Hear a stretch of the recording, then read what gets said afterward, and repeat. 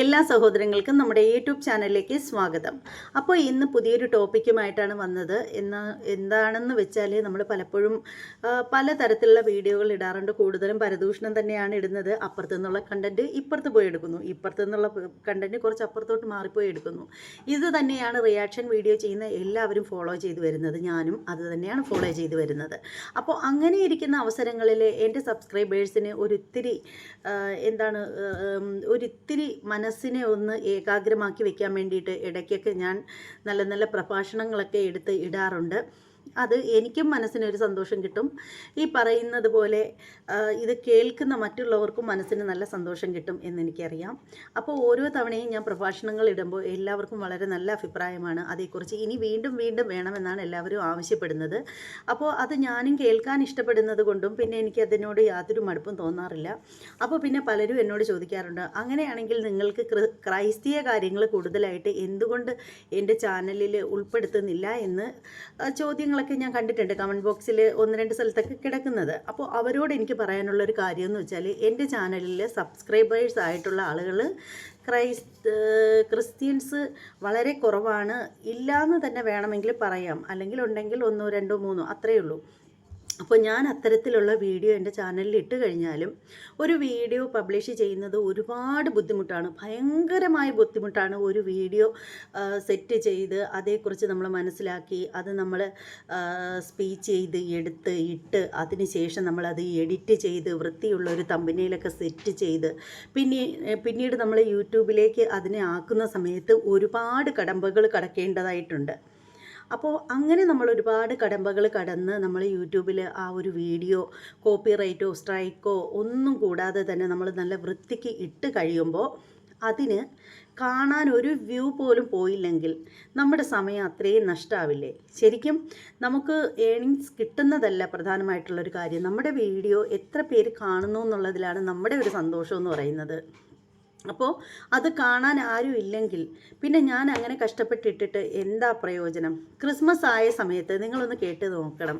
ക്രിസ്മസിൻ്റെ സമയത്ത് ഞാൻ ഒരു ഷോർട്സ് വീഡിയോ ഇട്ടിട്ടുണ്ടായിരുന്നു, നമ്മുടെ ജീസസിൻ്റെ ഫോട്ടോ വച്ചിട്ട്. അതും വളരെ ഫേമസ് ആയിട്ടുള്ള ഒരു പാട്ടായിരുന്നു ഇട്ടിട്ടുള്ളത്. യഹൂദിയായിലെ ഒരു ഗ്രാമത്തിൽ ഒരു ധനുമാസത്തിൽ കുളിരും രാവിൽ, അങ്ങനെയുള്ളൊരു പാട്ടുണ്ടായിരുന്നു. ആ പാട്ട് ഭയങ്കര ഫേമസ് ആണ്. അത്ര അടിപൊളിയായിട്ടുള്ളൊരു പാട്ടാണ്.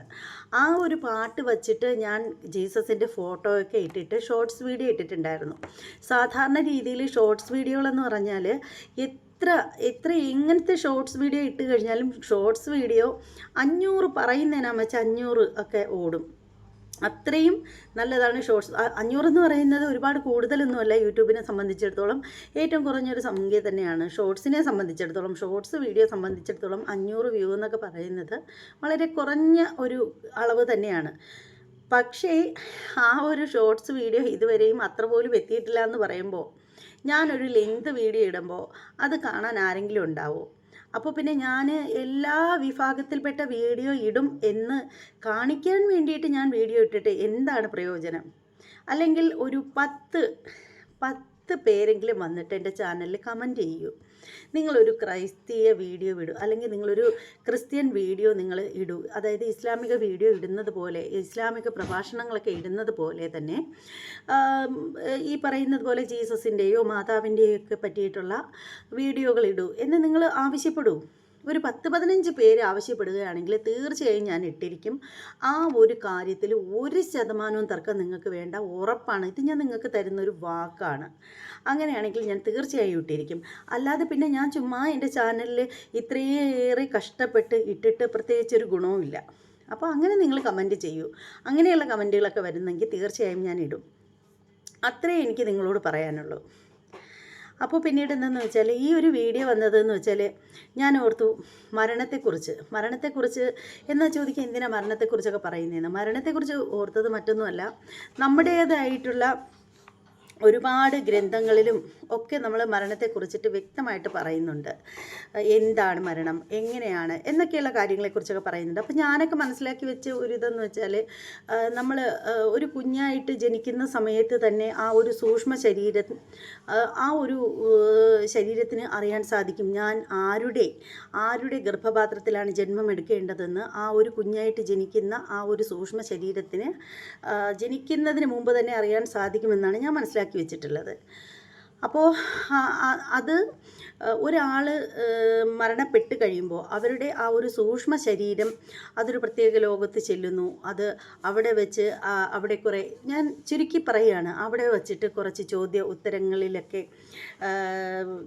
ഏർപ്പെടുന്നു. അപ്പോൾ ഈ പോയ ശരീരം ചെയ്തു കൂട്ടിയ പാപങ്ങളും നന്മകളും തിന്മകളും കൊള്ളരുതായ്മകളും ഒക്കെ അവിടെ വെച്ചിട്ട് പറയപ്പെടുന്നു. പറഞ്ഞു കഴിയുമ്പോഴത്തേക്ക് ഈ ചിത്രഗുപ്തൻ എന്ന് പറയുന്ന ഒരു സംഭവമാണ് നമ്മുടെ ഇതിനകത്ത് ഉള്ളത്. ആ പുള്ളിക്കാരൻ ഇവർ ചെയ്തു കഴിഞ്ഞ എല്ലാ നന്മകളും തിന്മകളും കൊള്ളരുതായ്മകളും എല്ലാം ഇങ്ങനെ ഒരു സ്ക്രീനിൽ എന്ന പോലെ കാണിച്ചു കൊടുക്കും എന്നാണ് പറയുന്നത്. അതൊരു മായയാണെന്നാണ് പറയപ്പെടുന്നത്.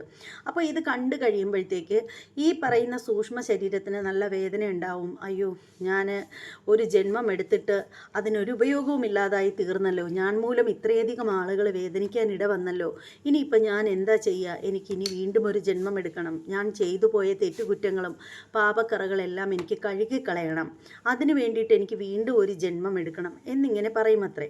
അങ്ങനെ വീണ്ടും ഒരു ജന്മം എടുക്കാനായിട്ട് തുടങ്ങുന്ന സമയത്ത് ആ ഒരു സൂക്ഷ്മ ശരീരത്തിന് തീരുമാനിക്കാം, അതായത് അതൊരു സിൽവർ ബോഡിയാണ് എന്നാണ് പറയുന്നത്. ആ ഒരു ശരീരത്തിന് തീരുമാനിക്കാം താൻ ഏത് മാതാവിൻ്റെ ഗർഭപാത്രത്തിൽ ജനിക്കണമോ എന്നുള്ള കാര്യം. കാരണം അത് പറയുന്നത്, ആ ഒരു സൂക്ഷ്മ ശരീരം പറയുന്നത്, ഞാൻ ചെയ്ത തെറ്റുകൾ, എൻ്റെ തെറ്റുകൾ ഞാൻ ഭൂമിയിൽ വച്ച് തന്നെ അനുഭവിച്ച് അതിൻ്റെ എല്ലാം അനുഭവിച്ച് എല്ലാ പാപങ്ങളിൽ നിന്നും മുക്തനാകണം. അപ്പോൾ ആ ഒരു മുക്തനാകാൻ വേണ്ടിയിട്ട് ഞാനൊരു ശരീരം, ഒരു മാതാവിൻ്റെ ഗർഭപാത്രം സ്വീകരിക്കുന്നു എന്ന് പറയുന്നു.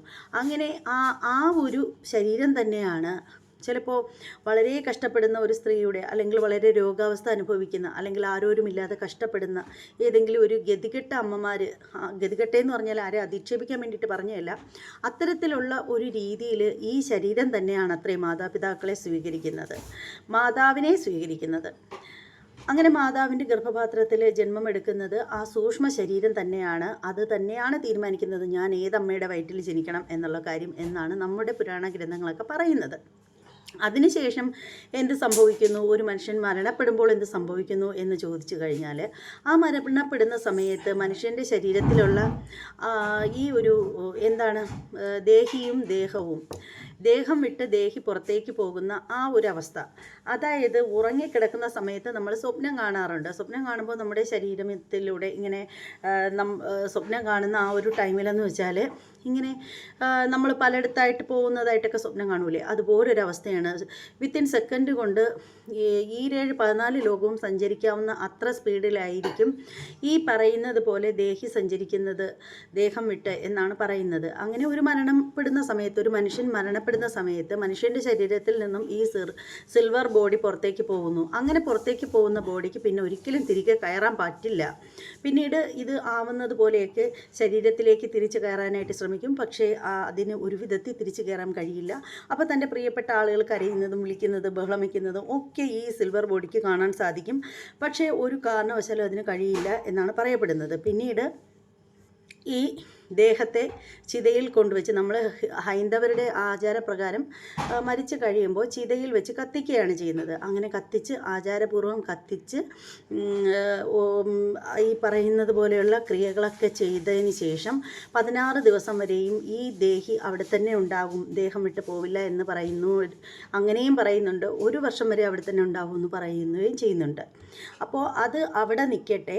അപ്പോൾ എനിക്ക് ഇതേക്കുറിച്ചൊന്നും കാര്യങ്ങളെക്കുറിച്ചൊന്നും കൂടുതൽ ആധികാരികമായിട്ട് പറയാനറിയില്ല. ഇതൊക്കെയെന്ന് വെച്ചാൽ നമ്മൾ ചെറുപ്പത്തിലെ കേട്ട അറിവുകൾ മാത്രമാണ്.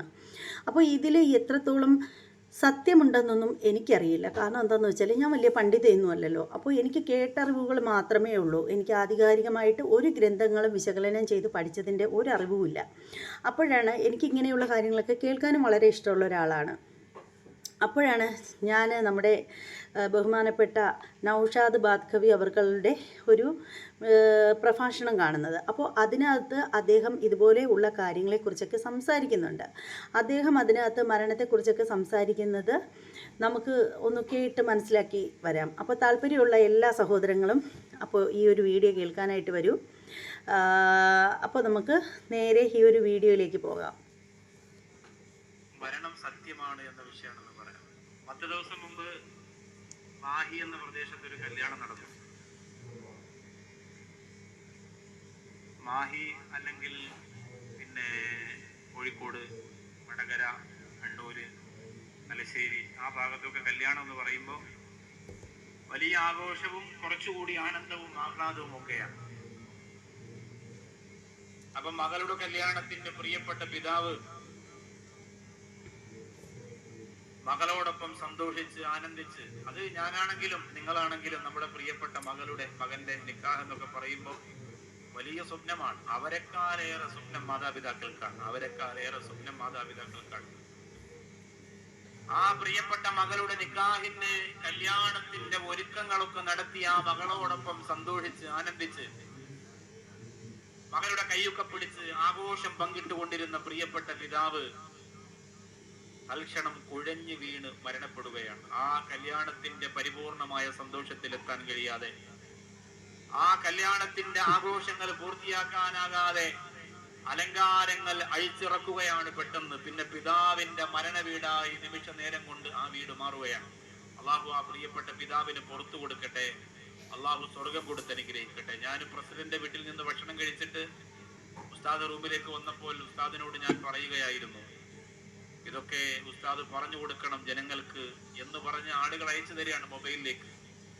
അതായത് അതൊരു തെറ്റായിട്ട് പറയുന്നതല്ല, ഇങ്ങനെയാണ് മനുഷ്യന്റെ അവസ്ഥ എന്ന് പറഞ്ഞു കൊടുക്കാനാണ്. പാണക്കാട് സൈറ്റ് പാത്ത് സ്കൂളിലാണ് എൻ്റെ പ്രിയപ്പെട്ട മക്കൾ പഠിക്കുന്നത്. ആ സ്കൂളിലെ MD ആയ, ആ സ്കൂളിനെ സ്കൂളാക്കാൻ പരിശ്രമിച്ച, ആ സ്കൂളിനെ അത്രമേൽ ഭംഗിയാക്കാൻ ആഴത്തിൽ ചിന്തിച്ച പ്രിയപ്പെട്ട റഫീഖ് സാറുണ്ട്. എൻ്റെ പ്രിയങ്കരനായ സുഹൃത്താണ്, സഹോദരനാണ്. അദ്ദേഹത്തിന്റെ കുടുംബത്തിലെ ദാരിമി പെങ്ങടെ മകനാണെന്ന് എനിക്ക് മെസ്സേജ് അയച്ചപ്പോ ചങ്കു പൊട്ടിപ്പോയി. ദാരിമി എന്ന ചുറുചുറുക്കുള്ള ചെറുപ്പക്കാരനായ സുന്ദരനായ ചുണക്കുട്ടനായ യുവ പണ്ഡിതൻ, അദ്ദേഹം വാഹനാപകടത്തിൽ മരണപ്പെടുമ്പോൾ അതിനു മുമ്പ് അദ്ദേഹം ഫേസ്ബുക്ക് പോസ്റ്റിൽ അല്ലെങ്കിൽ അദ്ദേഹത്തിന്റെ സ്റ്റാറ്റസിൽ അദ്ദേഹം വെച്ചിരുന്നത് മരണത്തെക്കുറിച്ചുള്ള വർത്തമാനങ്ങളാണ്. ചുരുക്കി പറഞ്ഞാൽ ജീവിതം ഒരിക്കൽ മരണത്തിനോട് ചോദിക്കുകയാണ്. ജീവിതം ഒരിക്കൽ മരണത്തിനോട് ചോദിക്കുന്നു, എല്ലാവർക്കും എന്നെ വലിയ ഇഷ്ടമാണ്, നിന്നോട് വലിയ വെറുപ്പാണ്, അതിന്റെ കാരണം എന്താണ്? ജീവിതത്തിന്റെ ഒരു മാന്യമായ ചോദ്യമാണ്. എല്ലാവർക്കും ജീവിതത്തിനോടാണ് ഇഷ്ടം, മരണത്തിനോട് വെറുപ്പാണ്. ഈ വിഷയം തന്നെ ഞാൻ പറയുന്നു എന്ന് പറയുമ്പോൾ പെരുമാറക്കാർക്ക് ഇയാള് മരണം തന്നെ പറയാം, അല്ലെ കുടുംബജീവിതമോ ആദ്യ രാത്രിയോ പ്രസവമോ സിസേറിയനൊക്കെ പറഞ്ഞിരുന്നെങ്കിൽ കേട്ടോണ്ടിരിക്കാമായിരുന്നു എന്ന് ചിന്തിക്കും. അത് സ്വാഭാവികമാണ്. മനുഷ്യന്റെ കാതുകൾക്ക് ഇഷ്ടം എപ്പോഴും അങ്ങനെ രസമുള്ള വാർത്തകൾ കേൾക്കാനാണ്. ജീവിതം ചോദിച്ചു മരണത്തിനോട് എന്തുകൊണ്ടാണ് ജനങ്ങൾക്ക് എല്ലാവർക്കും നിങ്ങളോട് വെറുപ്പാണ്, എന്നോട് ഇഷ്ടമാണ്, എന്താണ് അതിന്റെ കാരണം? അപ്പൊ മരണം അതിന്റെ ഒരു മറുപടി കൊടുക്കുകയാണ്. നീ എന്ന് പറയുന്നത് മധുരമുള്ള കള്ളമാണ്, നീ മധുരമുള്ള കള്ളമാണ്, പക്ഷെ ഞാനോ കയ്പുള്ള യാഥാർത്ഥ്യമാണ്. നിനക്ക് മധുരമുണ്ട്, പക്ഷെ നീ ഒന്നുമല്ലാന്ന് എല്ലാവർക്കും അറിയാം. അതുകൊണ്ട് നിന്നോട് വലിയ ഇഷ്ടമാണ്, മധുരം ഉള്ളത് കൊണ്ട്. പക്ഷെ ഞാൻ വരുമെന്നത് ഉറപ്പാണ്, ഞാൻ സമ്മതിക്കുമെന്ന് എല്ലാവർക്കും ഉറപ്പാണ്, പക്ഷെ എനിക്ക് വലിയ കയ്പാണ്, അത്ര സുഖമുള്ള ഒരു പരിപാടിയല്ല, അതുകൊണ്ട് എല്ലാവർക്കും എന്നോട് വെറുപ്പാണ്. മരണം ഹക്കാണ്, മരണം സത്യമാണ്. ജീവിതമാണെങ്കിലോ വമൽ ഹയാത്തുദ് ദുനിയാ ഇല്ലാ മതാഉൽ ഗുറൂർ. ജീവിതത്തെക്കുറിച്ച് സത്യമാണെന്ന് ഖുർആൻ പറഞ്ഞിട്ടില്ല, ജീവിതത്തെക്കുറിച്ച് അത് ഹക്കാണെന്ന് ആയത്തുകൾ പറഞ്ഞിട്ടില്ല. സൂഫിയാക്കളും ഔലിയാക്കളും ആരിഫീങ്ങളും ഒരു പ്രഭാഷകരും ഒരു പ്രബോധകരും പറഞ്ഞിട്ടില്ല. ജീവിതത്തെക്കുറിച്ച് പറഞ്ഞിട്ടുള്ളത് വമൽ ഹയാത്തുദ് ദുനിയാ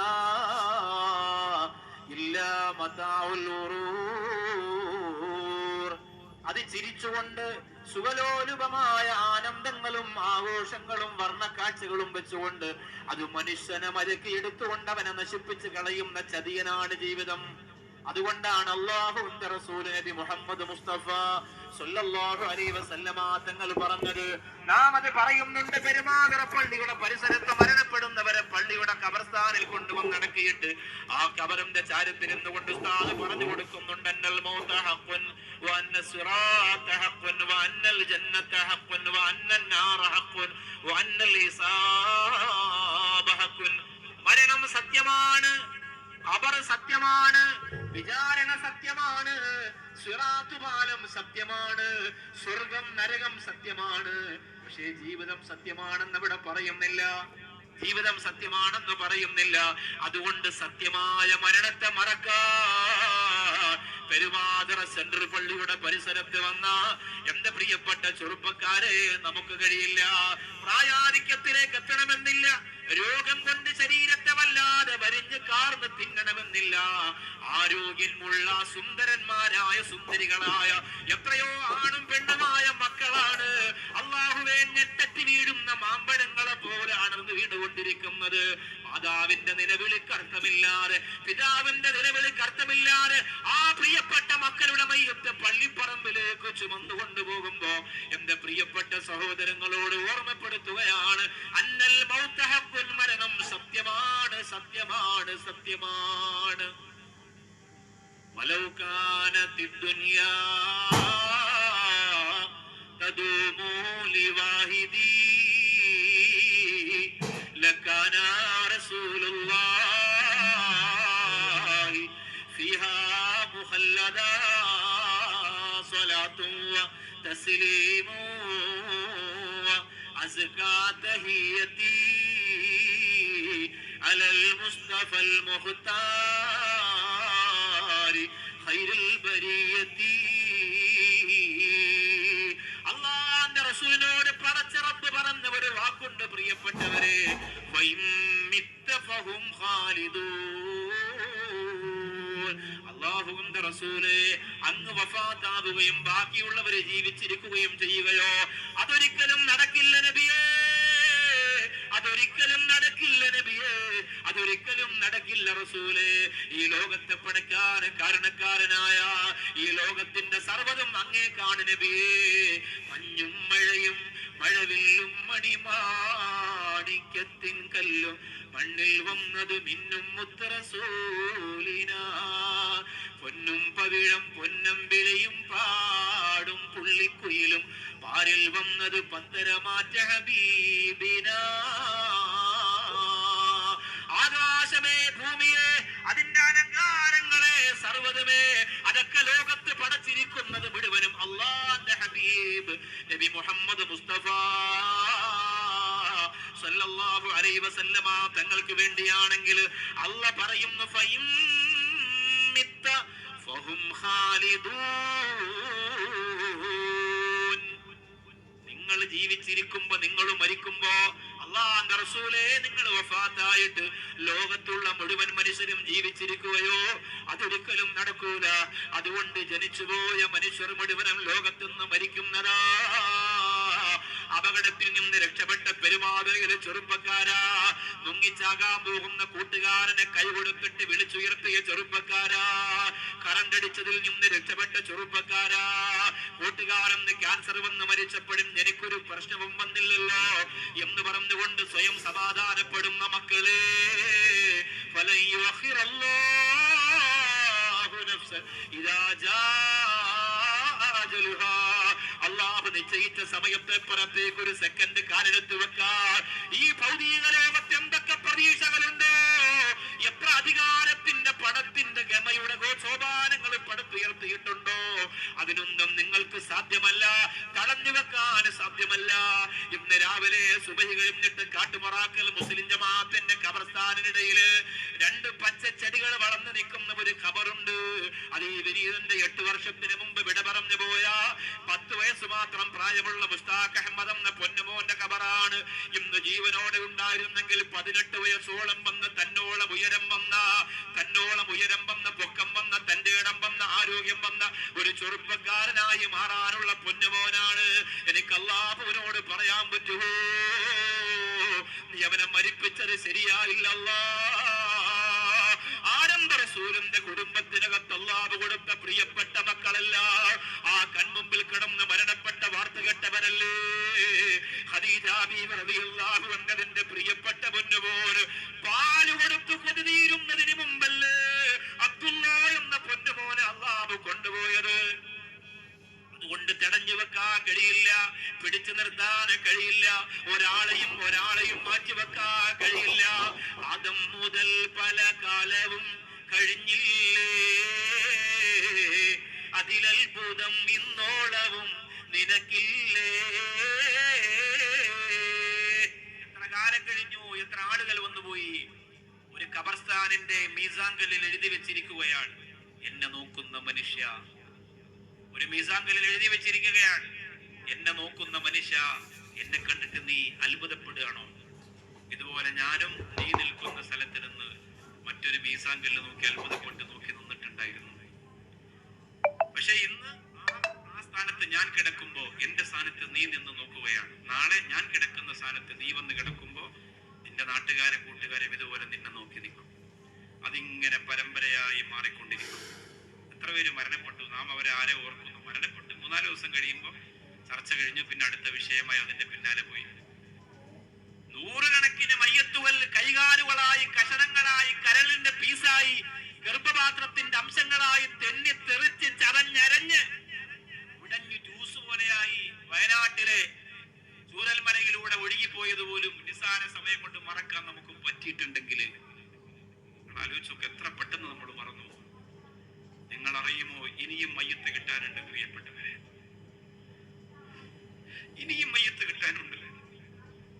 നമ്മൾ മറന്നു. നമ്മളടുത്ത ആഘോഷങ്ങളായി, അടുത്ത ഫേസ്ബുക്ക് ചർച്ചകളായി, അടുത്ത യൂട്യൂബ് ചർച്ചകളായി, നാടിന്റെ അടുത്ത വർത്തമാനങ്ങളായി നമ്മൾ മറന്നു.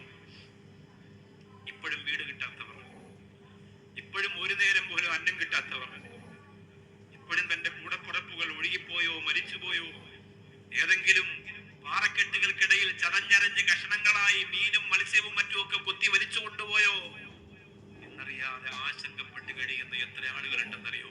നമ്മളത് പെട്ടെന്ന് മറന്നു. നമ്മളതാണ് ഇൻസാൻ എന്ന് പറഞ്ഞാൽ തന്നെ വന്ന വഴി മറന്നവനെന്നാണ്. ഇൻസാൻ എന്നാൽ വാക്കർത്ത മനുഷ്യൻ എന്നാണെങ്കിലും അതിന്റെ ഉൾസാരം വന്ന വഴി മറന്നവനെന്നാണ്. നമ്മളെല്ലാം വന്ന വഴി മറക്കൂലേ? നമ്മൾക്ക് നമ്മുടെ വാപ്പ കഷ്ടപ്പെട്ടത്, ഉമ്മ കഷ്ടപ്പെട്ടത്, നമ്മുടെ കഴിഞ്ഞു പോയ കാലം, അല്ലാഹു തന്ന നിഅമത്തുകൾ, അനുഗ്രഹങ്ങളൊക്കെ മറന്നിട്ട് നമുക്ക് ജീവിക്കാൻ കഴിയുന്നുണ്ടല്ലോ. അതാണ് ഇൻസാൻ. ലോകത്തെ ഏറ്റവും വലിയ സാമ്രാജ്യമാണ് റോമാ സാമ്രാജ്യം. റോമാ സാമ്രാജ്യത്തിൽ ഒരു ചടങ്ങുണ്ടായിരുന്നു. എന്തായിരുന്നു ചടങ്ങെന്നറിയോ?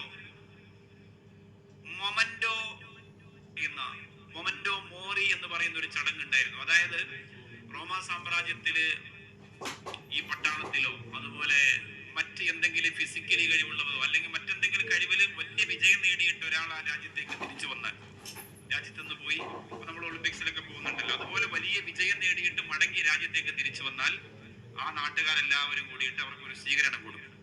ആഘോഷവും കുരവയും കൊട്ടും വിളിയും ഒക്കെ ആയിട്ട്. അത് സ്വാഭാവികമായിട്ട് എല്ലാ സ്ഥലത്തും നടക്കുന്നതാണ്. പക്ഷെ ഇതിന്റെ ക്ലൈമാക്സിൽ വേറൊരു സംഭവം അവർ വെച്ചിട്ടുണ്ട്. ഈ ആഘോഷത്തോടു കൂടിയുള്ള സ്വീകരണമെല്ലാം കഴിഞ്ഞിട്ട് ഒരു ഭടനെ ശമ്പളം കൊടുത്തവർ നിശ്ചയിച്ചിട്ടുണ്ട്. എന്തിനാണെന്നറിയോ? ഈ ആഘോഷത്തിൽ പങ്കുകൊണ്ട് വിജയിച്ചു നിൽക്കുന്ന വിജയശ്രീ ലാളിതനായ നമ്മുടെ കഥാനായകന്റെ ചെവിയിൽ ഓരോ മിനിറ്റ് ആവുമ്പോ ഈ ഭടൻ ചെന്ന് പറഞ്ഞു കൊടുക്കണം, നീ ഒരു മനുഷ്യനാണ്, മരിക്കേണ്ടവനാണ്, നീ ഒരു മനുഷ്യനാണ്, മരിക്കേണ്ടവനാണ്, നീ ഒരു മനുഷ്യനാണ്, മരിക്കേണ്ടവനാണ് എന്ന് പറഞ്ഞാൽ ഈ ആഘോഷങ്ങൾ കാണുമ്പോൾ അവന് തോന്നിപ്പോകരുത് ഞാൻ എന്തോ ആണെന്ന് തോന്നിപ്പോകരുത്. അത് തോന്നാതിരിക്കാൻ വേണ്ടി ചെവിയിൽ പറഞ്ഞു കൊടുക്കും, നീ ഒരു മനുഷ്യനാണ്, മരിക്കേണ്ടവനാണ്, നീ ഒരു മനുഷ്യനാണ്, മരിക്കേണ്ടവനാണ്. ഈ ചടങ്ങിന്റെ പേര് മൊമന്റോ മോറി എന്നാണ്. ഏറ്റവും വലിയ സാമ്രാജ്യത്തിന്റെ അധിപന്മാര് പോലും ആ മരണത്തെ പ്രതീക്ഷിച്ചിരുന്നെങ്കിൽ, പ്രിയമുള്ള സുഹൃത്തുക്കളെ, പെരുമാതൃയിലെ പാവങ്ങളെ, 22 വർഷം കൊണ്ട് ഇവിടെ നടക്കുന്ന ദിക്റ് ഹൽക്ക വാർഷികത്തിന് വന്നവരെത്രയാണ്, പോയവരെത്രയാണ്, മരിച്ചവരെത്രയാണ്. ഇറച്ചി കൊടുത്തവർ, ചോറ് കൊടുത്തവർ, അരി കൊടുത്തവർ, അത് കഴിച്ചവർ, നേതൃത്വം കൊടുത്തവർ, ബാനർ വെച്ചവർ, സ്റ്റേജ് കെട്ടിയവർ, പന്തലൊരുക്കിയവർ, അവരെല്ലാം പോയി. ഇന്നത് അടുത്ത കാലഘട്ടത്തിൽ സൈനുദ്ദീൻ സാഹിബ് ഇരിക്കുന്നു, അബ്ദുൽ വാഹിദ് സാഹിബ് ഇരിക്കുന്നു, മറ്റ് ചെറുപ്പക്കാരിരിക്കുന്നു, നൗഷാദിനെയും നൗഫലിനെയും പോലെ ഈ സംവിധാനങ്ങൾക്ക് വേണ്ടി ഓടി നടക്കുന്ന സഹോദരങ്ങൾക്ക് നേതൃത്വം കൊടുക്കുന്നു. എത്ര ഉസ്താദുമാര് ഖുത്ബയോതി, എത്ര ഉസ്താദുമാര് ഇമാമത്ത് നിന്നു. ഇന്ന് നമ്മുടെ പ്രിയപ്പെട്ട മന്നാനി ഉസ്താദ് നിൽക്കുന്ന മിഹ്റാബിന്റെ ഭാഗത്ത് ചവിട്ടി നിന്ന എത്രയോ പണ്ഡിതന്മാര്, അല്ലാഹുവേ, അവരെല്ലാം കബറിടങ്ങളിലേക്ക് പോയി. പിന്നെ ആരാണ് മനുഷ്യ നിനക്ക് മാത്രം ഉറപ്പ് തന്നിരിക്കുന്നത്? നീ മരിക്കൂല, നീ മരിക്കൂല, നീ മരിക്കൂല എന്നാരാണ് നിന്നോട് ഉറപ്പ് തന്നിരിക്കുന്നത്? ജിമ്മിൽ പോകുന്നവരെ, രാവിലെ 1 മണിക്കൂർ നടക്കുന്നവരെ, ഒരിക്കലും വർക്കൗട്ട് ഒഴിവാക്കാത്തവരെ, ശരീരത്തിന്റെ ഡോക്ടറുടെ നിർദ്ദേശപ്രകാരം ആഹാരത്തിൽ നിയന്ത്രണം കൊണ്ടുവന്നവരെ, അതൊക്കെ നിങ്ങൾക്ക് ആരോഗ്യത്തിനാവാം, സന്തോഷത്തിനാവാം, വയറ് ചാടാതിരിക്കാനാകാം, ഉന്മേഷത്തിനാകാം, ആവേശത്തിനാകാം. പക്ഷേ മരണത്തെ തടയാ അതിനൊന്നും കഴിയൂല. ഹിശാം ഇബ്നു അബ്ദുൽ മലിക് എന്ന് പറയുന്ന ഒരു രാജാവ് ഉണ്ടായിരുന്നു ഉമവി ഭരണകാലത്ത്. ഹിശാം ഇബ്നു അബ്ദുൽ മലിക് എന്ന രാജാവ് ഒരു സ്വപ്നം കാണുകയാണ്. ആ സ്വപ്നത്തിന്റെ അർത്ഥം എന്തെന്ന് അറിയാൻ വേണ്ടി അയാളാകെ ആശങ്കപ്പെടുകയാണ്. രാവിലെ ഞെട്ടി വിടർന്നിട്ട് ഹിശാം ഇബ്നു അബ്ദുൽ മലിക് ജനങ്ങളോട് പറയാണ്, ഈ കൊട്ടാരത്തിന്റെ പരിസരത്തിലൊന്ന് കൊട്ടാര പണ്ഡിതന്മാരുണ്ടെങ്കിൽ വിളിച്ചു കൊണ്ടുവരിക, സ്വപ്ന വ്യാഖ്യാനം പറയാൻ കഴിയുന്ന പണ്ഡിതന്മാരുണ്ടെങ്കിൽ കൊണ്ടുവരിക. ഹിശാം ഇബ്നു അബ്ദുൽ മലിക്കിനോട് ജനങ്ങൾ ചോദിച്ചു, രാജാവേ, നിങ്ങൾ കണ്ട സ്വപ്നം എന്താണ്? ഞാനത് സ്വപ്ന വ്യാഖ്യാനം പറയുന്ന പണ്ഡിതനോട് മാത്രമേ പറഞ്ഞു കൊടുക്കുകയുള്ളൂ. അങ്ങനെ കൊണ്ടുവരികയാണ്. സ്വപ്ന വ്യാഖ്യാനം പറയുന്ന പണ്ഡിതനെ കൊണ്ടുവന്നപ്പോ ഹിശാം ഇബ്നു അബ്ദുൽ മലിക് എന്ന് പറയുന്ന രാജാവ് പറയുകയാണ്, ഞാൻ ഇന്നലെ ഒരു സ്വപ്നം കണ്ടു. എന്റെ എല്ലാ പല്ലുകളും കൊഴിഞ്ഞു പോകുന്നതായിട്ടാ സ്വപ്നം കണ്ടത്. എല്ലാ പല്ലുകളും കൊഴിഞ്ഞു പോകുന്ന സ്വപ്നം. നമ്മളെന്തെല്ലാം സ്വപ്നങ്ങള് ഏതൊക്കെ സമയത്ത് കണ്ടിട്ടുണ്ട്. കുഴിയിലേക്ക് വീഴുന്ന സ്വപ്നം കണ്ടിട്ടില്ലേ നിങ്ങൾ? കുഴിയിലേക്ക് വീഴുന്ന സ്വപ്നം. സ്പൈഡർമാൻ കണ്ടിട്ടില്ലടാ? നീല വലിയ കണ്ടിട്ടില്ലേ? കുഴിയിൽ ഇങ്ങനെ വീണിങ്ങനെ പോണ സ്വപ്നം കണ്ടിട്ടില്ലേ? ആകാശത്തേക്ക് ഉയർത്തിക്കൊണ്ടുപോണ സ്വപ്നം കണ്ടിട്ടില്ലേ? കണ്ടിട്ടില്ല? പിന്നെ എന്ത് സ്വപ്നം കണ്ടിട്ടുണ്ട്? വിജയ സ്വപ്നം കണ്ടോ? വിജയ കണ്ടടാ?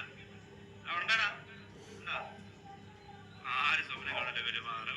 ഭയങ്കര സംഭവം തന്നെ. സ്വപ്നങ്ങളിൽ ഏറ്റവും നല്ല സ്വപ്നം ഏതെന്നറിയോ? സ്വപ്നങ്ങളിൽ ഏറ്റവും നല്ല സ്വപ്നം ഏതാ?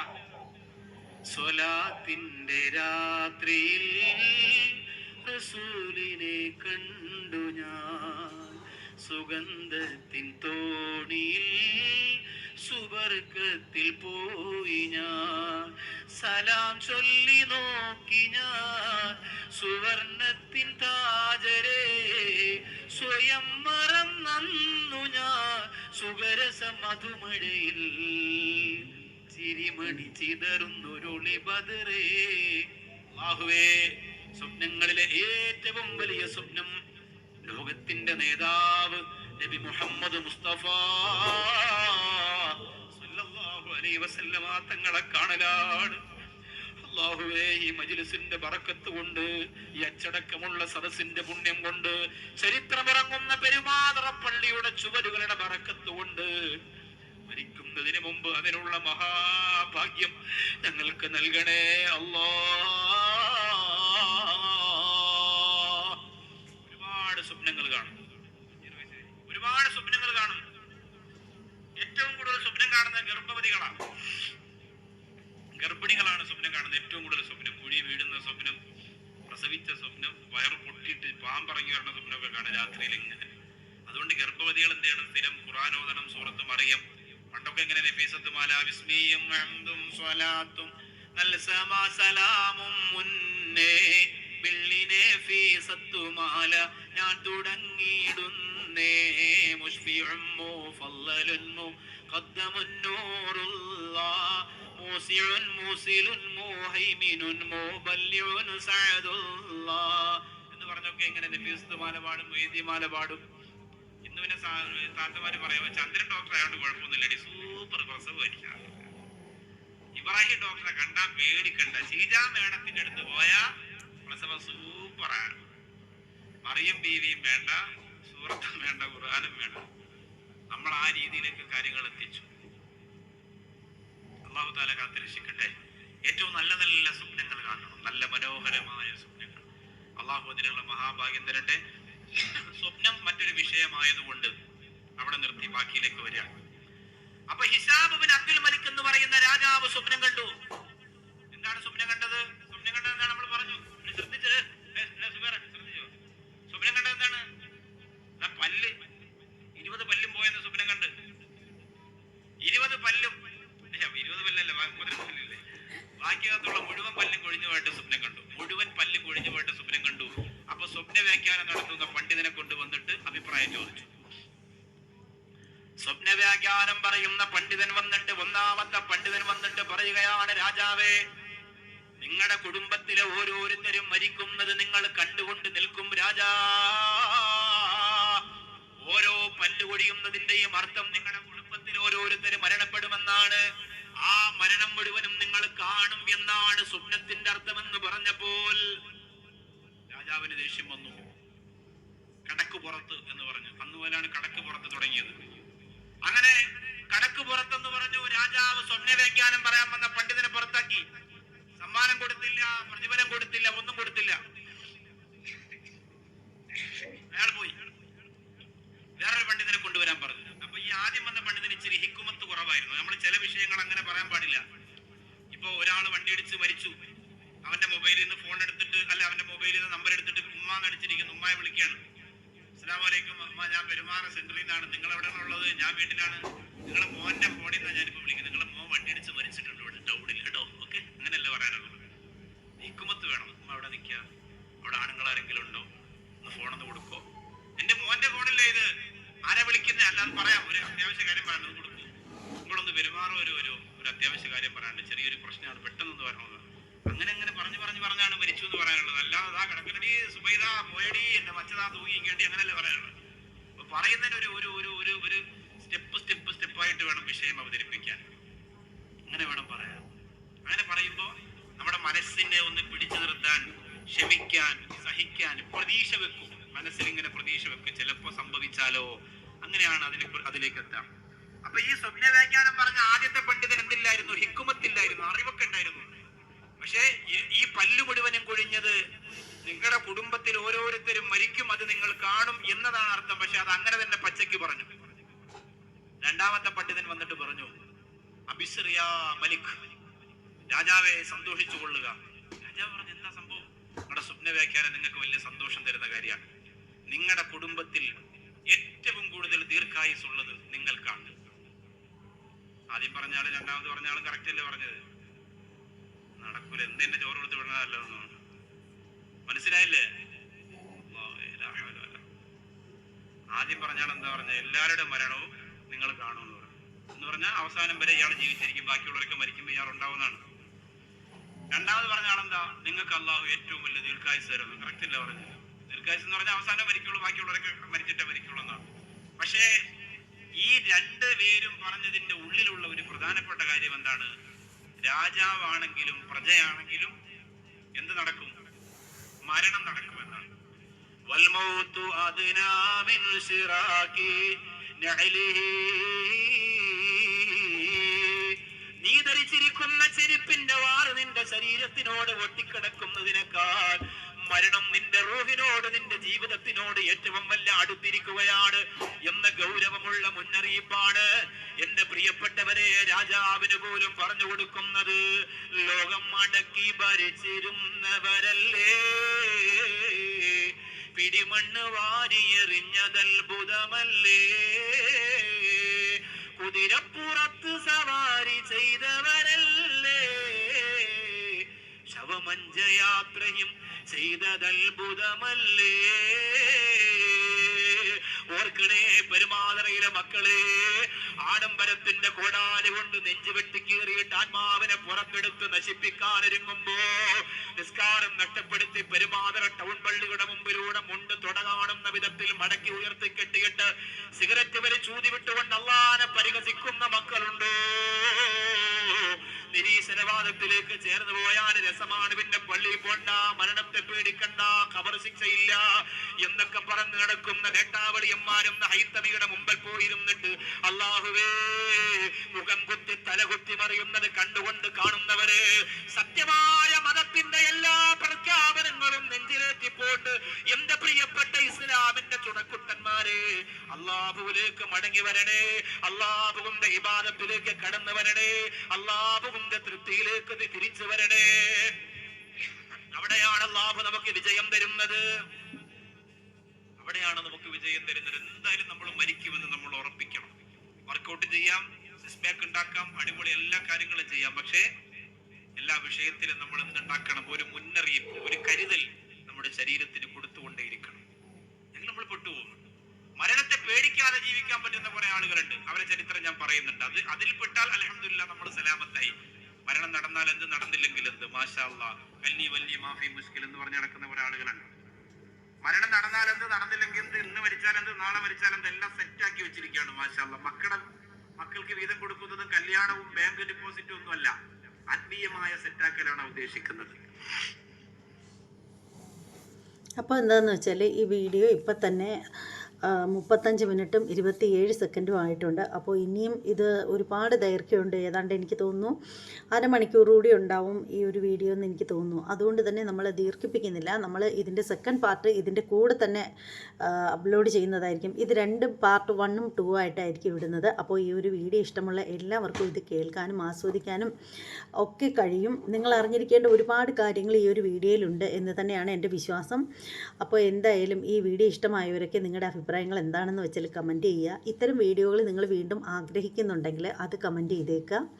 അതേസമയം ഇത്തരത്തിലുള്ള വീഡിയോകളൊന്നും വേണ്ട, റിയാക്ഷൻ വീഡിയോകൾ മാത്രം ചെയ്താൽ മതിയെങ്കിൽ അതുകൂടി നിങ്ങൾ കമൻറ്റ് ചെയ്തേക്കുക. എന്തായാലും നിങ്ങളുടെ സംതൃപ്തിയാണ് എൻ്റെ വിജയം. നിങ്ങൾ എന്താണോ ആഗ്രഹിക്കുന്നത് അതാണ് ഞാൻ നിങ്ങൾക്ക് തരാനായിട്ട് ഇഷ്ടപ്പെടുന്നത്. അപ്പോൾ എന്തായാലും ഞാനിതിൻ്റെ ബാക്കി ഭാഗവുമായിട്ട് വരാം. അതുവരെ എൻ്റെ എല്ലാ സഹോദരങ്ങൾക്കും നന്ദി, നമസ്തേ.